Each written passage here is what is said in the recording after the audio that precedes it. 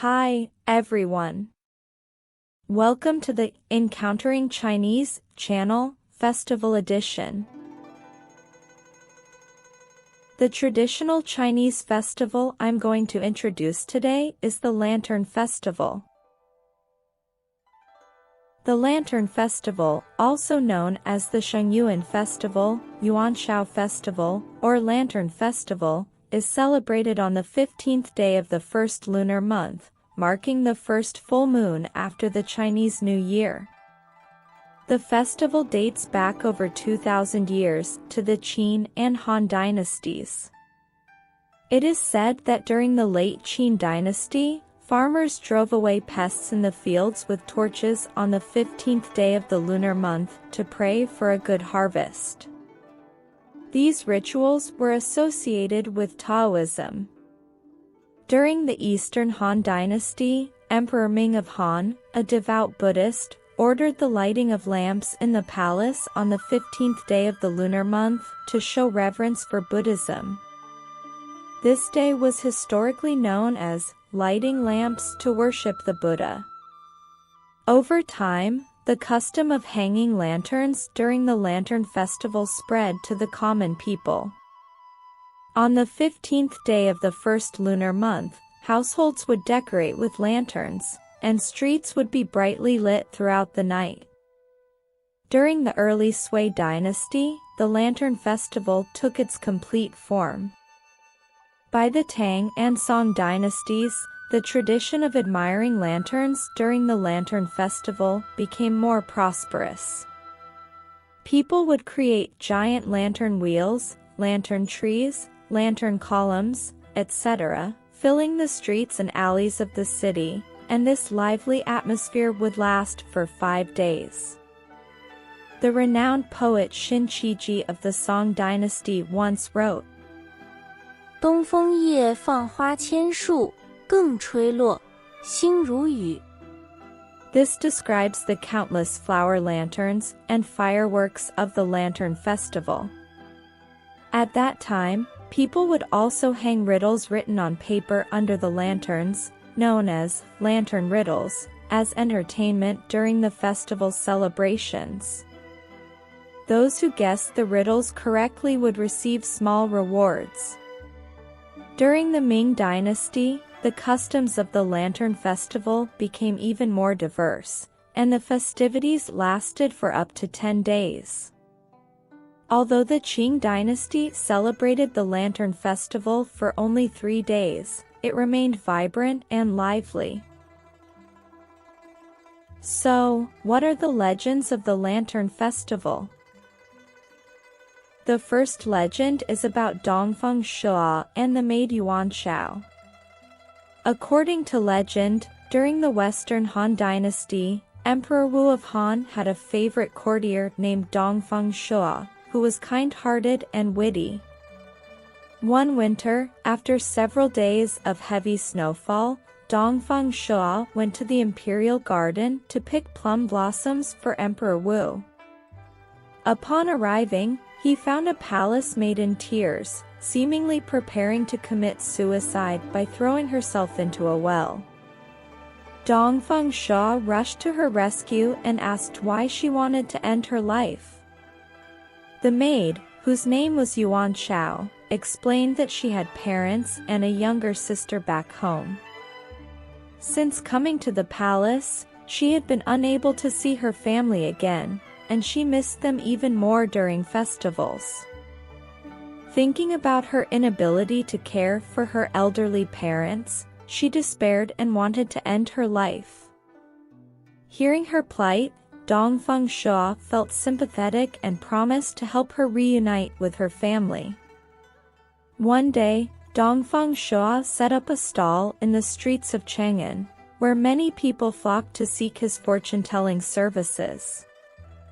Unexpectedly, almost everyone who sought his divination received the prophecy. On the 16th day of the first lunar month, fire will engulf the body. Panic spread throughout Chang'an. People pleaded with Dongfeng Shuo for a solution to avert the disaster. He said, On the evening of the 15th day of the first lunar month, the fire god will send a goddess dressed in red to inspect the mortal world. She is the emissary appointed by the fire god to burn down Chang'an. I have transcribed some verses for you to present to the current emperor, urging him to resolve this matter. With that, he left behind a piece of red paper inscribed with verses and departed. People picked up the red paper and hurriedly delivered it to the palace to report to the emperor. Emperor Wu of Han, upon receiving the red paper, read the verses. Chang'an is in danger, the imperial palace will be engulfed in flames, on the 15th day of the month, flames will burn red throughout the night. He was greatly alarmed and immediately summoned the cunning Dongfang Shua. Dongfang Shua, feigning contemplation before the emperor, said, I have heard that the fire god loves to eat tang yuan. I've heard that the palace maid Yuan Shao often cooks tang yuan for you. You can have Yuan Shao cook some tang yuan for you on the 15th day of the first lunar month for the fire god's offering. Also, you should instruct the citizens to hang lanterns and set off firecrackers on the 15th day of the first lunar month, making it look like the city is ablaze. This way, we can deceive the fire god. Additionally, you should inform the people outside the city to enter the city at night to view the lanterns and dispel disasters. Emperor Wu of Han was delighted upon hearing this and immediately ordered Dongfang Shua to carry out the plan. As evening fell on the 15th day of the first lunar month, lanterns adorned every corner of Chang'an City. The streets were bustling with crowds of people, creating a lively atmosphere. Yuan Xiao's parents, accompanied by her younger sister, arrived from outside the city to join the lantern festivities. When they saw a grand palace lantern with the words Yuan Shao written on it, they exclaimed with joy, Yuan Shao! Yuan Shao! Upon hearing their cries, Yuan Shao rushed to the gates of the palace, finally reuniting with her family. Thus, the lively night passed, and indeed, Chang'an City remained safe and sound. Emperor Wu of Han was overjoyed and decreed that henceforth, on the 15th day of the first lunar month, tang yuan should be made to offer to the fire god, and the entire city should be adorned with colorful lanterns and illuminated with fireworks. The second legend is about the downfall of the Lui clan. Legend has it that during the Western Han Dynasty, after the death of Emperor Liu Bang, the first emperor of the Han Dynasty, his wife Empress Lui supported their son Liuing to ascend to the throne, known historically as Emperor Hui of Han.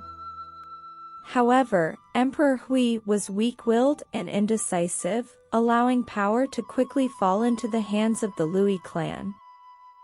After reigning for only 7 years, Emperor Hui died. Empress Lui Dowager then took complete control of the government. Not only that, she also placed her relatives in the most important positions of power, causing resentment among other ministers and members of the royal family. Despite this, due to Empress Lui's cruelty, both officials inside and outside the palace were too afraid to challenge her openly. Later, after Empress Lui Dowager's death, members of the Lui clan lived in fear of being harmed or marginalized. As a result, Empress Lui's nephew, General Louis Lu, conspired to revolt, aiming to seize the throne entirely. However, their plot was discovered by Prince Qi, Liu Nong, who, in order to protect the imperial status of the royal family, decided to collaborate with veteran generals Zhou Bo and Shen Ping to design the killing of Louis Lu, thereby quelling the rebellion. After quelling the rebellion, the ministers enthroned Liu Bang's second son, Liu Heng, as the emperor, known historically as Emperor Wen of Han. He was also the first emperor in Chinese history to be elected by the ministers. Emperor Wen knew that the peace and prosperity of the empire were hard-won, so he designated the 15th day of the first lunar month, the day the rebellion was quelled, as a festival. On this day, both the royal family and the people would decorate with lanterns and festivities to celebrate. There are also records in ancient texts that during the Western Han Dynasty, Emperor Wu of Han, Liu Che, suffered from a prolonged illness that conventional medicine couldn't cure. He then heeded the advice of his minister, Miao Ji, and constructed a grand altar at the Gongquan Palace to worship the Taoist deity, Tai, who was believed to oversee earthly affairs. Every 15th day of the first lunar month, elaborate rituals to honor Tai were held in the palace, with bright lights illuminating the night. Emperor Wu himself would preside over the ceremonies to demonstrate his reverence for the deity. Over time, the tradition of lighting lanterns during the Lantern Festival gradually spread to the common people.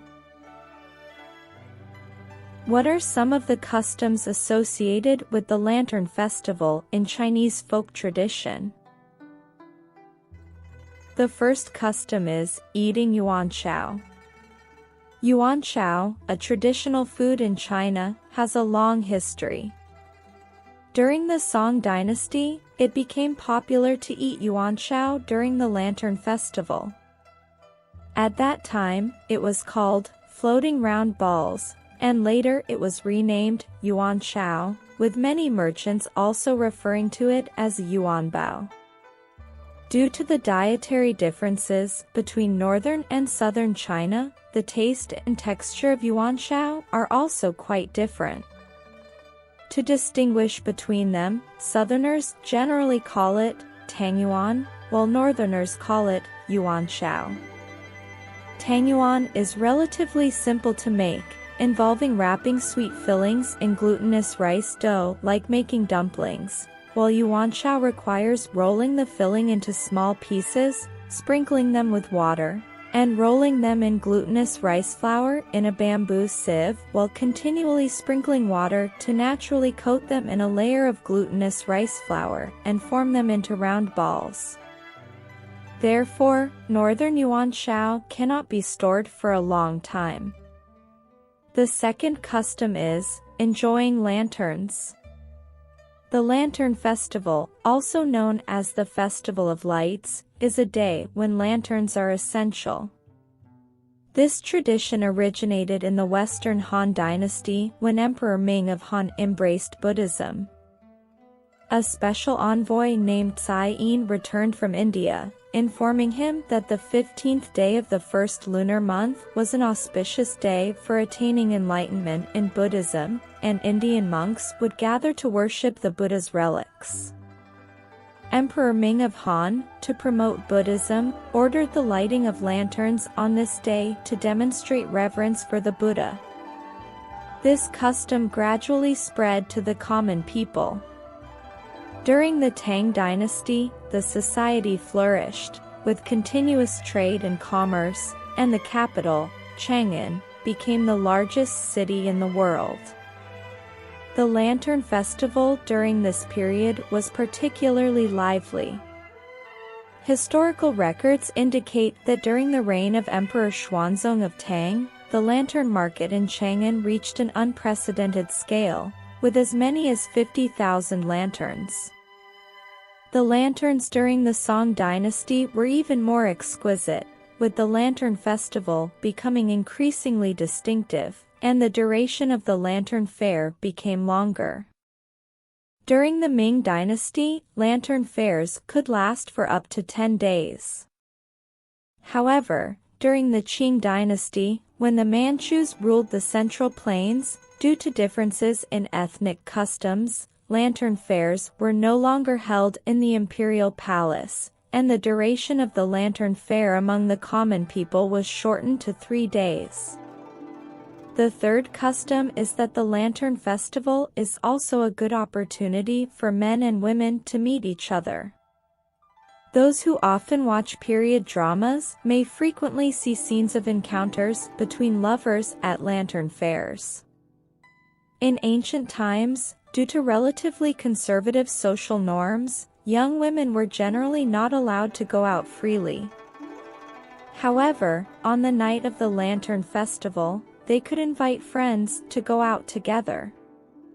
Unmarried men and women would take the opportunity of enjoying lanterns to find a potential partner for themselves.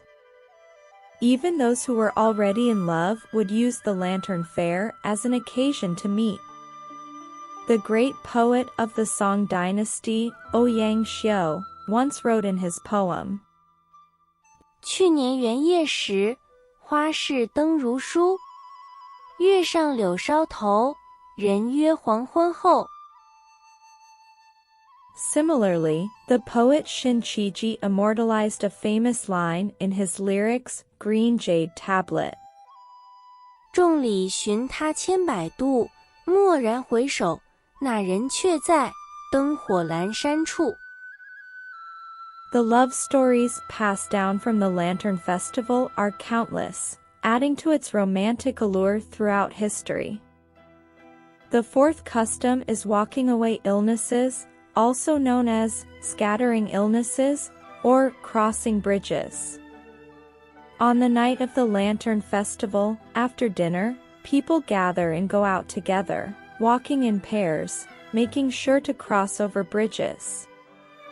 Ancient people believed that walking outdoors under the full moon could dispel disasters and eliminate diseases. Initially, this custom was more common among women. Even today, this tradition still exists in northern regions, where families, regardless of age or gender, will try to go out for a walk on the night of the 15th day of the first lunar month, with the intention of dispelling disasters and illnesses. The fifth custom is rat expulsion.